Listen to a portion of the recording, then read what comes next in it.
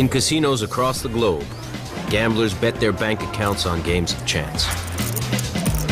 Players thrill with each spin of the wheel and every roll of the dice. But for some, beating the house isn't fun and games. It's business. Every day, cheats, con men, and card sharks take millions from the gaming floors. And here I beat this place right here for 4,000 or 5,000. The one next door to it I beat for 4,000 or 5,000. Casinos retaliate by going high-tech. It's a continuous cat and mouse game. They're going to do one thing to us. We have to now build our machines differently to stop them. Well completed. Casting surveillance nets to catch the thieves. Excuse me, someone security, I'm going to need you to gather your chips and come with me. A war is being waged 24/7 on these neon-drenched battlefields. And with billions of dollars at stake, every skirmish has its winners and losers.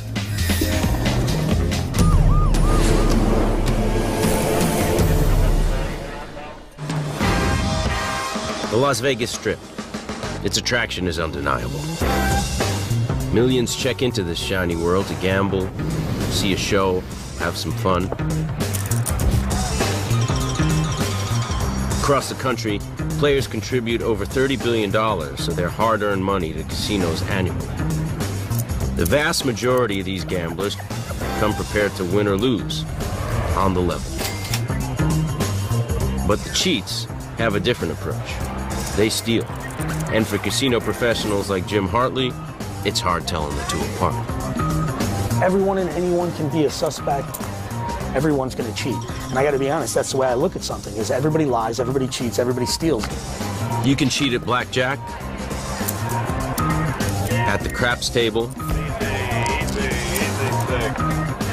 at roulette.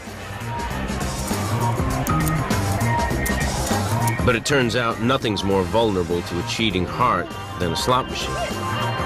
Up to 80% of a casino's revenue comes from its slots. Their appeal to gamblers is clear. Slot machines are colorful, easy to play, and require absolutely no skill. But cheating the slots requires talent.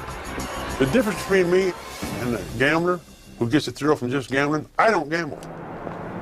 I cheat. That's what I do. Former slot cheat Mr. D is a wanted man, facing 26 criminal charges for cheating in Nevada.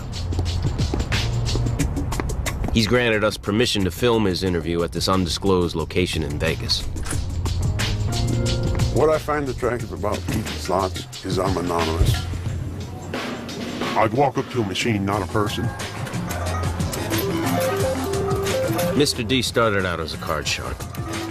But when a friend showed him a simple device called a light wand, he decided it was time for a career change. And found he could make a living alone and in the shadows. I would go off somewhere in a corner that wasn't under a lot of surveillance because, frankly, it held the same amount of money whether it was in the middle of the floor or if it was off in a corner. The light wand was like a killer app for cheating the slots. It was easy to make. A couple of batteries wired to a small pin light. All Mr. D had to do was put it in the coin tray and point the light into the payout chute. Casino consultant Jason England describes how this little device helped Mr. D beat the machine and clean it out. It was switched on, and it blinded the electro-optical reader that was counting the coins as the coin rolled past this particular device. With the light up inside, the machine was blinded, and it could not tell how many coins were coming out. Mr. D could have emptied any machine on one winning play. A payout of up to $500. Instead, he won $100 here, $200 there, nothing to draw attention.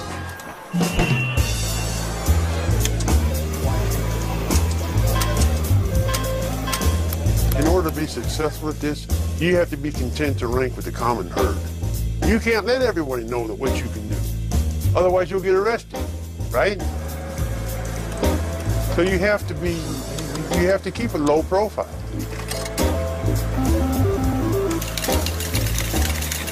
You can make $1,000 a day and wouldn't have to deal with anybody. Mr. D knew someone might be watching, but didn't let it faze him. If you look around and look for ghosts, you'll see ghosts, and you won't do it. You'll talk yourself out of it. So you just have to put your head down, have confidence in it, and do it.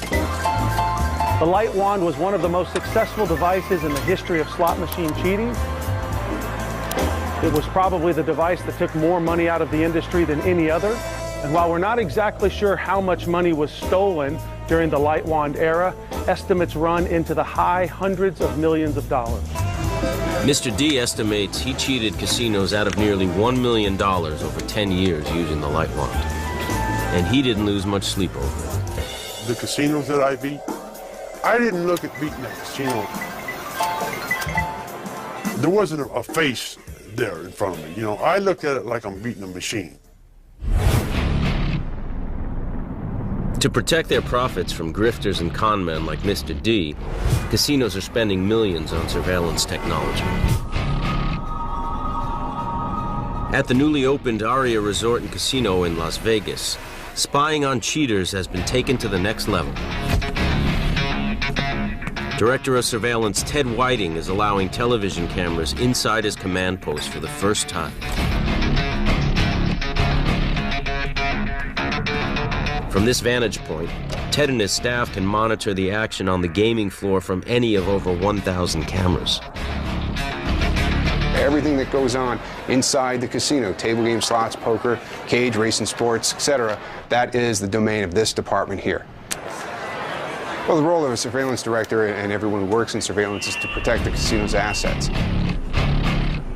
Those assets are considerable. A good night for the Aria means a take of up to $10 million. There's 150,000 square feet of gaming floor to monitor, and the potential for cheating at every table and every slot. Obviously, we can't monitor all 1,100 cameras at the same time, so what we do is we pick cameras that are of interest at that moment. And interest could be a phone call from the pit that says, hey, we got a guy betting a lot of money. That's somebody who we would watch. And some things that we look for are things that are out of place. So maybe somebody walking too quickly. That would be a person of interest. The Aria gaming floor never closes, so the surveillance staff rotates on a 24-hour schedule. The operators remotely control video feeds, and select feeds are recorded digitally.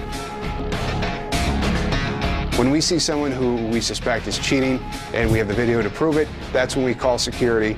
And of course, we inform the appropriate law enforcement agency. They make their determination whether or not an arrest should be made based on our video coverage. Eddie Collier engineered the digital system that stores the daily video record. It's very critical that all this equipment is running 24/7. If one part of it is down at any time, it's definitely compromising our business. So we need to make sure that this is running 100% all the time. If even one camera fails to operate, a six-figure theft can go unseen. How would you like to handle that one? Okay, so we've got 2 fixed and 1 PTZ, is that right? So security starts with daily camera maintenance. Today, Eddie and Ted direct a technician to reposition a PTZ, or pan-tilt-zoom camera. Just tighten it up, and I think we're good. The adjusted angle will give surveillance operators a bigger and better look at the honest gamblers and the cheats. We don't hate it when people win. This is casino. People are supposed to have fun. Copy, thank you.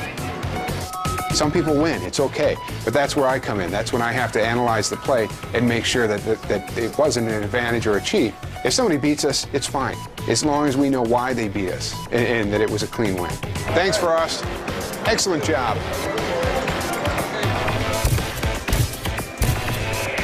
But even with hundreds of cameras trained on the gaming floor, some cheating scams go unnoticed.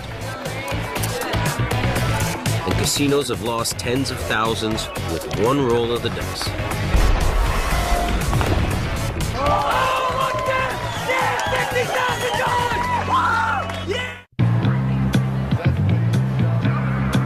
One of the most popular table games at the casino is craps.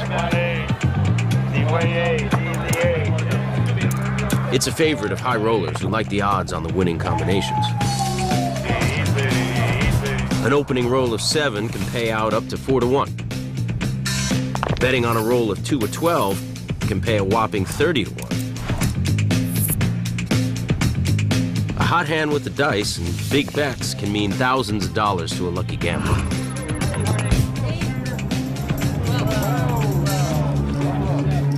The craps table was the scene of one infamous scam that beat the house for thousands on one roll of the dice.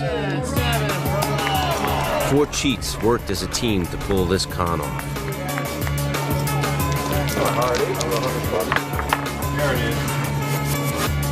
The scammer's tools? A magnet hidden in a wheelchair and juiced dice. Juiced dice are a regular set of dice where the spots are drilled a little deeper and a metallic alloy is implanted into the die. Sal the Hitman Piacente advises casinos on how to spot a cheat at the craps table. Big winning bets on long odds could indicate juiced dice are in play. With juice dice, you want to win the most amount of money in the shortest amount of time. On the crap game, you want the biggest payout, which happens to be 30 to 1 on both boxcars, which is 2 6s, and snake eyes, which is 2 aces. The original juice dice scam involved 4 players and the coordination of a military operation. There was the shooter, also known as the dice mechanic. The mechanic's role is to switch the dice in and out of the game. He's going to put the crooked dice into the game and then take them back out when the play is over. There were 2 blockers, a man and a woman, positioned next to the dealers.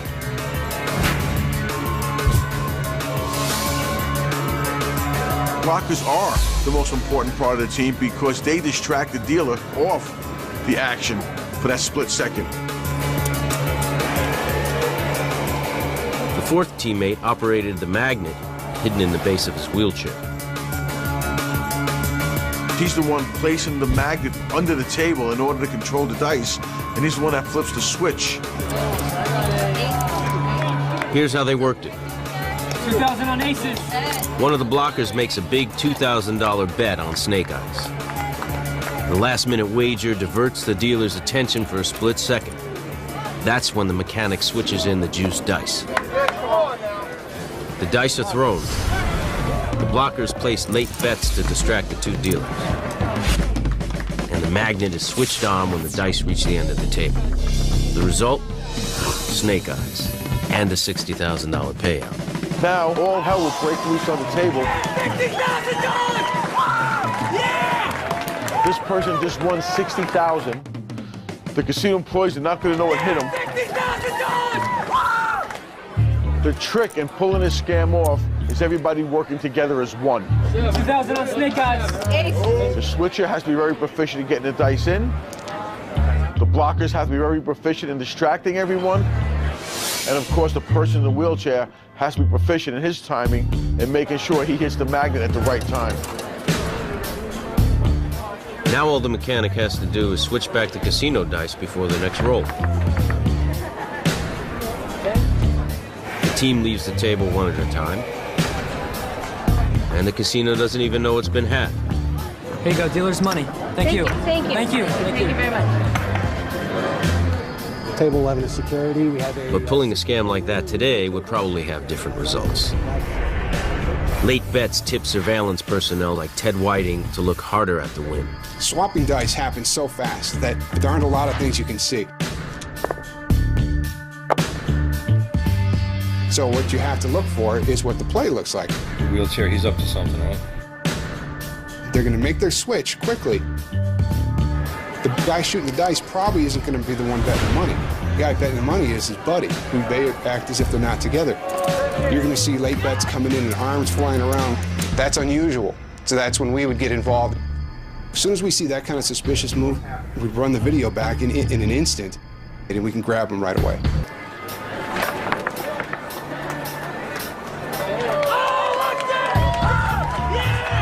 This is a scam that happened a long time ago and hasn't resurfaced in a while, but you never know when it can come back.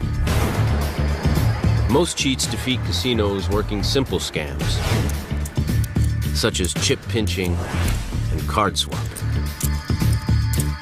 And the more they succeed, the more confident they get. Some of the really good cheats, I mean, they just come at you. Just come in and start doing it. And there is no setup. They've been doing it for 10, 15, 20 years. It's what they do. It's not something out of the ordinary for them. So when it happens to you, you've got to realize, oh, that's actually, well, the guy just did it, you know. And he probably did it before. Driving the strip at night reminds slot cheat Mr. D of the haul he raked in over nearly 30 years of stealing. First thing I think about when I drive the strip at night is how many places I beat. All these places, I can look at that. I've been in here, I beat this place right here for 4,000 or 5,000. The one next door to it, I beat for 4,000 or 5,000. And look, there's plenty to go around. It's mine for the taking because look how many spots there are. You can go in that Denny's right there and they got slot machines. Every spot we go to has one. The thrill for me on a scale of 1 to 100 is 100. Let me tell you, because you've gotten this money through your own wherewithal, your own wits, and your own courage. And it doesn't get any better than that.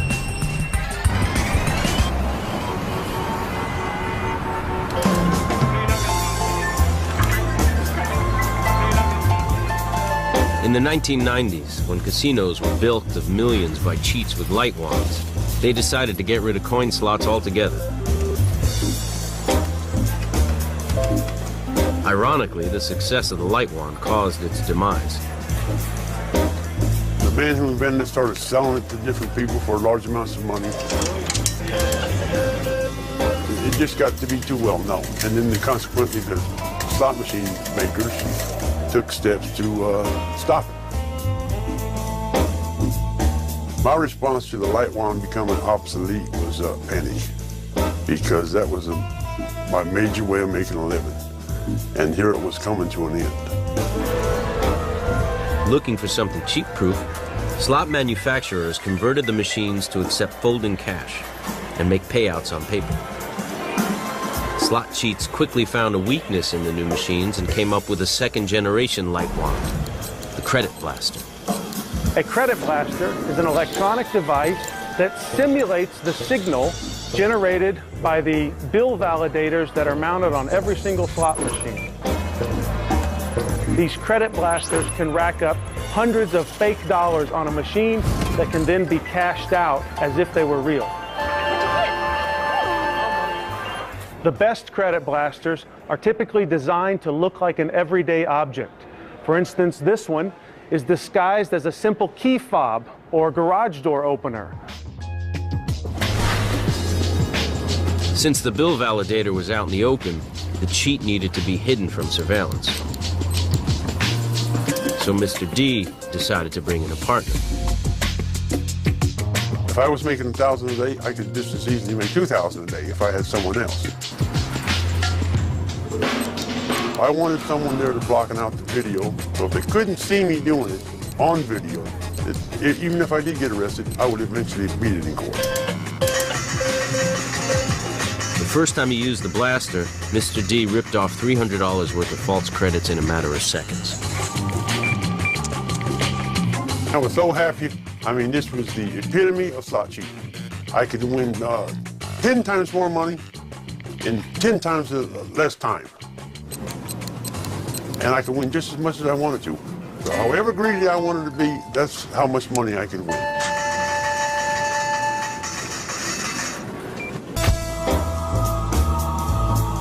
For Vegas cheats like Mr. D, staying anonymous is priority one. But for a team of European grifters, making a splash with their scam was part of the thrill.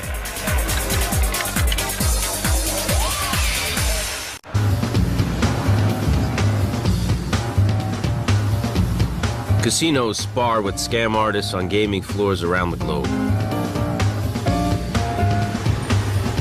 In London's Piccadilly Theatre District, the glamorous Ritz Hotel and Casino was the site of another legendary heist. It happened at the roulette table.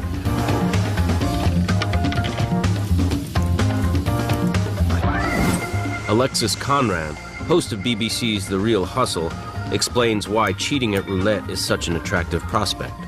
Roulette's always been a very, very attractive game for cheaters because you can win and win big. In English roulette, gamblers can bet on any of the wheel's 37 numbers, on sections of the wheel, on colors where the ball might land. Guess the right color, and you double your money.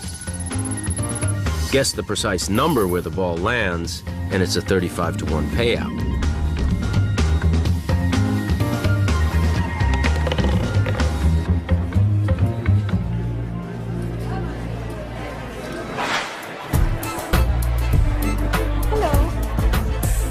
The Ritz Three, as they came to be known, were a team of 2 Serbian men and 1 Hungarian woman. The cheaters came prepared to bet big, and they brought a device that would guarantee a huge night at the table. Since the device was never made public, Alexis had to rely on sources at Scotland Yard for details. Allegedly, it's a device that used laser technology that was hidden in a mobile phone or a PDA. This device was able to track the speed of the ball and the speed of the wheel and give a prediction as to where the ball would land. For a computer to make the prediction, one teammate has to position the laser device above the wheel. At least one person needs to be able to look into the tub, into the roulette wheel. You have to give that computer 5 bits of information in order to help it to make a prediction. That is the rotor speed, the ball speed, the exit position of the ball when it's leaving the track, the first point of contact on the moving part, the rotor, and where the ball lands. Alexis speculates the computer predicted a specific number on the wheel a few seconds after the ball was thrown. That number would be relayed wirelessly from the phone to an earpiece. 16. That information was then relayed to the rest of the team, and they were able to place bets on the layout, covering the specific number and several numbers either side. Place your bets, please. On their first night, they won £100,000. 16 red even. The next night, 1.2 million. That works out to about $2 million in 2 days. You go in, you make sure it works, you win some good money, you go back the next day, you try and push it a little harder. Maybe they pushed it a little bit too hard. The Ritz Casino reviewed surveillance footage but didn't spot the laser device.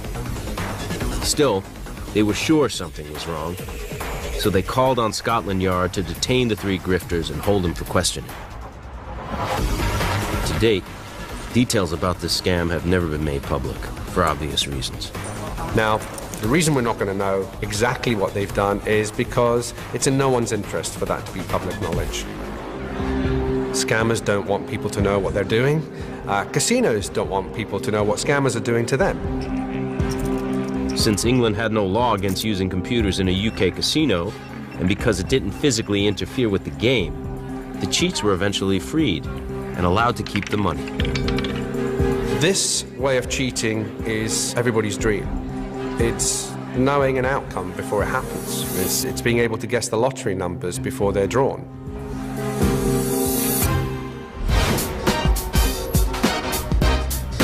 To make sure the same scam didn't happen to them, Nevada casinos lobbied to make using any electronic cheating device a felony, punishable by a $10,000 fine and up to 6 years in jail. But even in the States, you have to catch the cheat before you can prosecute. A well-trained surveillance team is the casino's first line of defense.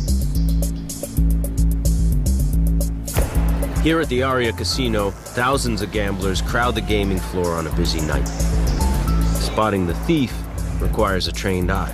In casino surveillance, it's important to have a lot of different backgrounds. What we have to have is guys who know craps, people who know roulette. The only way to do that is to have that experience out here in the pit. A surveillance veteran, Ted Whiting was never satisfied with the older camera systems. Video feeds were often in black and white, with poor image quality. So even if a thief was captured on tape, defense attorneys could argue the identification wasn't conclusive.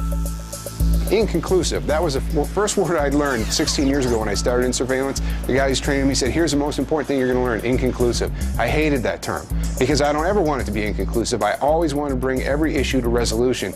So when Ted was named surveillance director of the Aria, he brought in the best equipment and introduced a new camera, the 360. The camera provides operators a 360-degree field of view capable of spotting and tracking a cheat across the gaming floor from one vantage point. If a cheat is caught in the act, the 360 camera can track his movements anywhere in the casino before he exits. Eventually, the cheat will have to pass through a choke point or narrow pathway in the casino, and that's where they can be nailed. So if I catch you, we find out that you stole some money, maybe in the poker room. We find out about it hours after the event occurs. We follow you out of there on a 360. At some point, you pass my choke point camera, and then I have a perfect picture of your face. Recently, Ted was able to use his arsenal of cameras to track an ATM thief. It started when a woman accidentally left her ATM card in the machine after a withdrawal. She reported it to security, and surveillance determined the time of the theft using the ATM camera feed.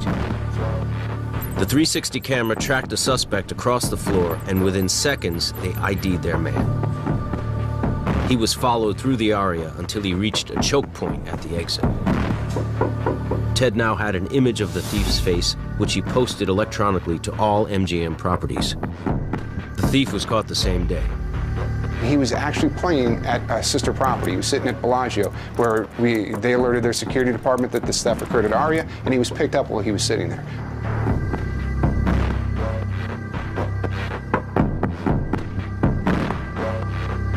Video coverage is it. Without the coverage, all you have is I said you did it. So video coverage, we're never wrong because we don't have to be. The picture is worth 1,000 words, and an HD video is worth maybe 3,000.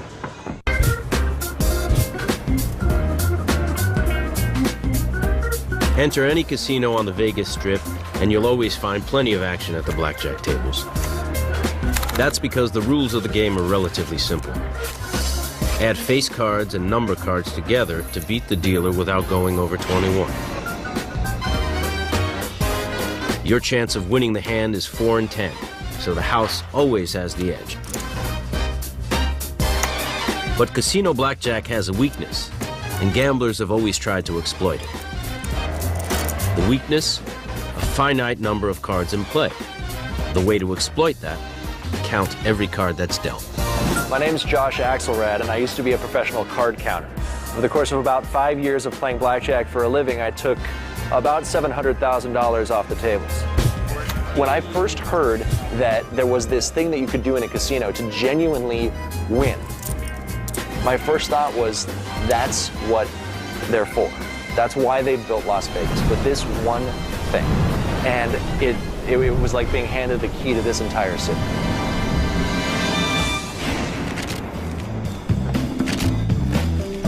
Josh Axelrad served as the controller of a card counting team.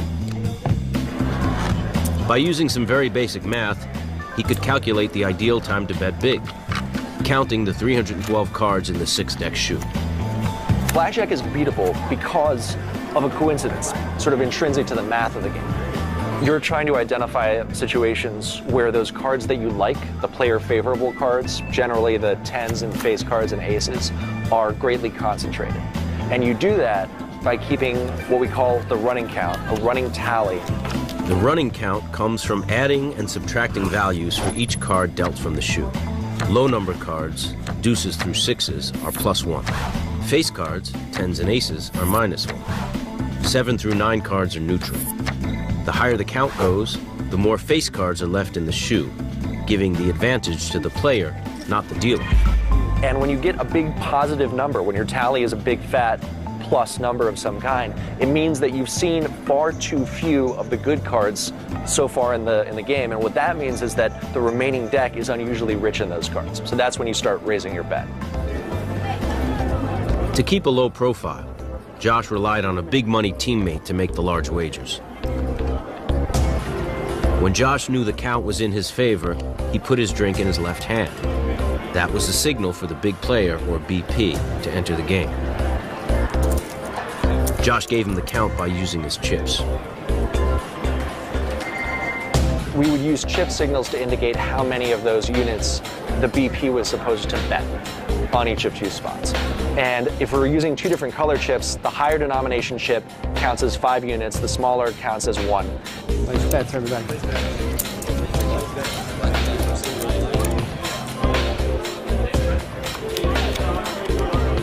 The count determined the size of the bets.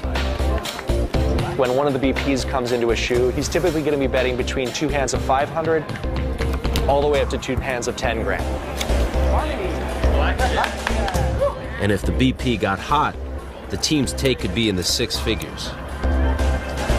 On a great night, conceivably, we could win a couple $100,000. That's a very good night. Casinos are I think, the epitome of the dark side of the market economy. It makes it all the sweeter to be in this role of turning the tables on them and putting them in the position of being a sucker that they're so accustomed to putting other people in. That's part of what makes it really, really sweet. This can get better. Yes. 21. Blackjack. As counting teams became more of a problem for casinos, floormen and pit bosses watched the games more closely. Card counters call it heat. 10, 15. Heat is any kind of resistance from the casino. And card counters experience a lot. When you first go into the casino in this capacity, you tend to be a bit paranoid. And every time somebody from the pit comes and does anything, including perfectly normal things that are just like accounting and normal parts of their job, you seize up and you get tense. Over time, I became hot. It became more difficult for me to play. Josh finally had to resort to disguises if he wanted some action. I didn't know if casinos would even accept bets from somebody who seemed this dysfunctional. So I would go for loud, big, obnoxious, leather pants, big flamboyant wigs, sometimes female wigs that I wore, either acknowledging that they were wigs or just pretending to be some sort of metalhead, like long hair, bandanas around the way, like big get-ups. I always felt pretty electrified in an anxiety-ridden sort of sense whenever I was on the gaming floor, because no matter what you're doing, things will go wrong. In fact, the way a session is expected to end is that you will be surrounded by security guards. So you're always driving down a dead-end street, and you know that. So hold up a second there, Preston. We're going to push this bet back here for Josh. Josh and I are going to go talk in the slots. I was one of the guys who used to identify and escort Josh out of the property if he came in and played. Josh was very aggressive, as that group tended to be. They were very aggressive, and if they found an edge, they were going after it. And that's the right way to play. We're going to catch you eventually. You might as well make some money while you're doing it. I consider them an opponent. They're somebody I have to counter. I have to know what they're doing. In order to defeat your enemy, you must become your enemy. So I learned what they know.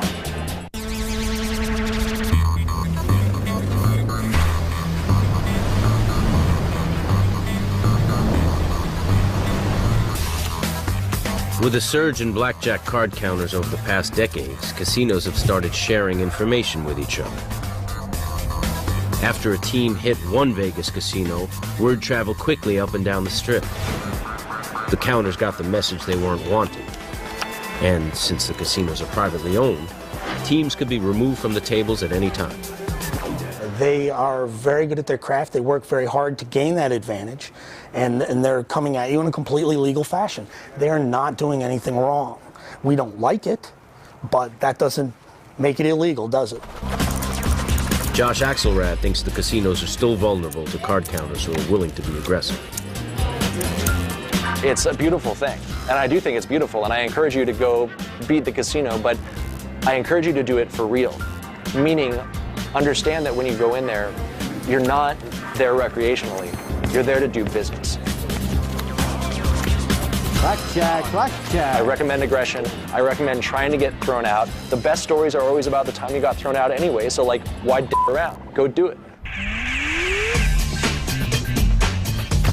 With all the con games and scams going on at U.S. casinos, an anti-cheating industry has sprung into existence. Casinos spend millions each year upgrading their surveillance technology. Here at the annual World Game Protection Conference in Las Vegas, Jim Hartley works the room searching for the latest cool tool to counter the cheats. And like everything else in Vegas, it's all about the money. When they asked Willie Sutton why he robbed banks, because that's where the money is, right? So why do we have to have this level of sophistication? Because that's where the money is. And that's what we deal in. It's our currency. It's money in and out. It's not only the guys coming in from outside, it's also the personnel we work with. So every cashier, every dealer, everybody is dealing with money all the time. Cameras don't catch, recorders don't catch criminals. People do. The technology can never remove the human element. We watch people. That's what we're doing. We're people watchers at the end of the day. So if you're out there stealing every day, that increases the chances of me seeing you and figuring out what you're doing, especially if you're winning. And if you're winning consistently, I'm going to be looking for consistent winners on the games because that tells me something's wrong. So if you've never lost on blackjack, I'm going to be watching you pretty heavy, right? I mean, it just makes sense.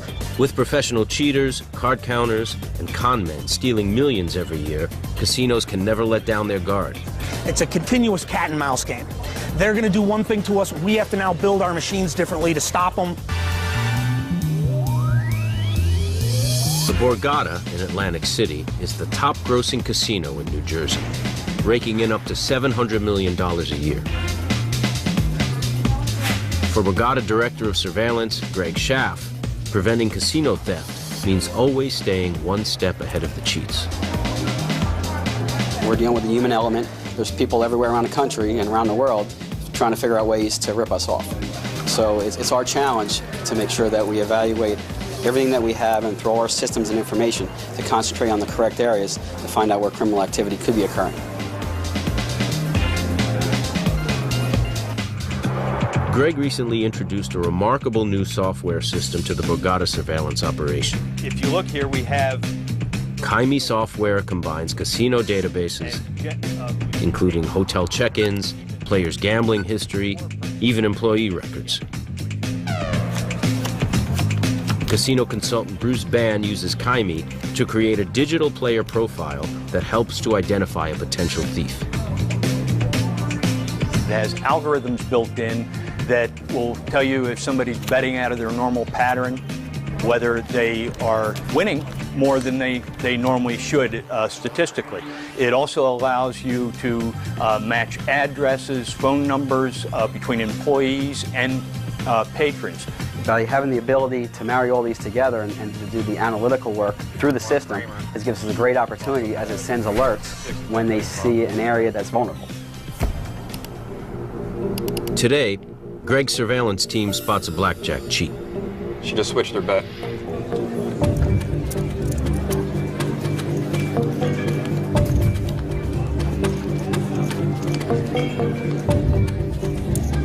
There she goes. She just capped her bet. That floor hasn't moved, has she? No, she's been on the game the whole time. Looks like the floor person might have signaled. Yeah, that's two. One more, I think we're going to get security involved. Suspecting that the floor manager might be working with the cheat, Greg's surveillance team runs both women's data through the software. If you look here, we have both Phyllis Morgan, who's the patron, and Jennifer Stevens, who's the floor person, and they live together, which is a red flag right away, especially with the amount that Phyllis Morgan's been winning.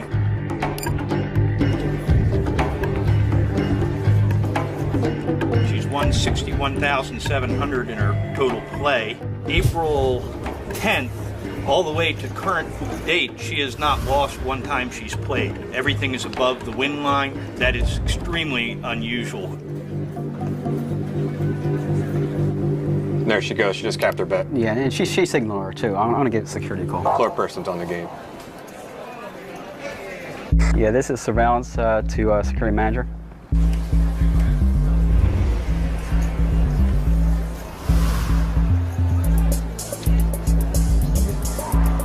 Excuse me, from security, I'm going to need you to gather your chips to come with me. Did I do something wrong? We'll discuss it off the table.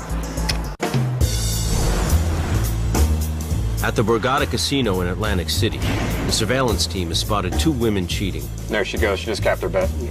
With the help of a computer program called Kaimi. Excuse me, someone security. I'm going to need you to gather your chips. Come with me. Security pulls both women off the floor and takes them away for questioning. I need you to come with us as well, please. Is there a problem? Well, we can talk about it in the office. I'm going to need somebody to tap me out.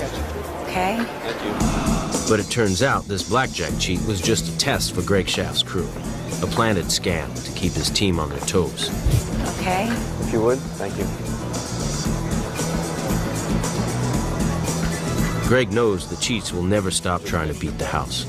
Now the game is new people, new faces with kind of the same old cheating techniques, but just enhanced. Enhanced as they utilize more technology, they utilize better devices, so we need to have something to help us combat this problem. If somebody's coming here to cheat Borgata, I would say, like, give it your best shot. I feel that we are prepared ourselves, our staff, that we are able to at least put up a good fight.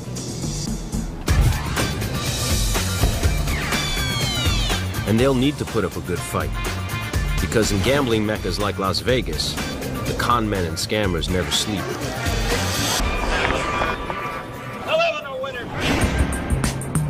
But for slot cheat Mr. D, stealing eventually became a job. Just a way to pay the bills. I never drive the strip just for fun. If I come up here on the strip, it's because I'm working. I refer to this as work because it is a job. You know, when you first do it, you're thrilled to death. You can't believe it. You think you can just laugh at Lady Luck anymore. You don't have to depend on that, but it becomes a job. Very excited at first, and your blood's rushing, and you think you're smarter than everybody else. But after you do this for years like I have, it's going to work. It's putting on a suit and going to work, and that's what it becomes. When I'm not working, I don't come anywhere near this. Nowhere near it. I made up my mind a long time ago, this is what I do, and I'm comfortable with that. Would I recommend it to someone else? You know, if that's what they want to do and they have the wherewithal and the practice, then I'd say, yeah, go ahead. You know, keep alert, and you might get arrested, you might go to jail, but that's all part of this game. And after 30 years, the game finally caught up to Mr. D. Casino surveillance recorded him working a property on the Strip. He was busted and charged with 26 counts of cheating and theft. Right now, I'm facing 1 to 6 years. I'm sweating blood. I don't want to go do it. I mean, I'll do it, you know. Do I have it coming? Yeah, I probably do. You know, but I don't want to go do it. Of all the money that I made doing this through the years, the few million that I've made, you know what I got left? Zero. Because now you got to deal with attorneys, fines, restitution, all that stuff. They take all your money. Don't worry. If I had to do it all over again, I'd be an attorney. Because they're the ones who make all the money. If you want to do this, make some money, have a good time, and then go to jail, well, then I recommend it. If I had to do it all over again, I would give all the money back that I stole to keep from going to jail. 2 days after our interview, Mr. D received a prison sentence of 1 to 5 years.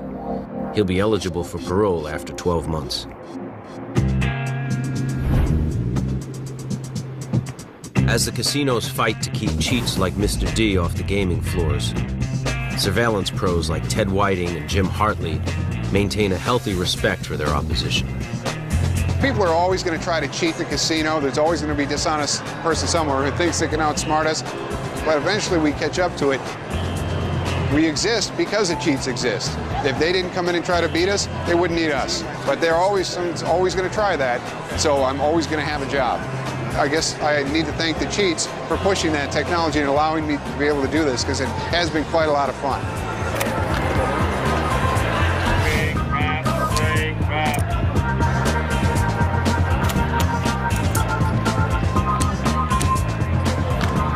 My message to the guy who's trying to beat the casino would be, please, come on down.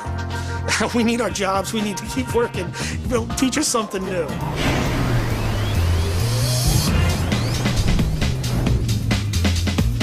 Casino and cheat, cat and mouse, move and counter move. The outcome changes every day. Someone wins, someone loses.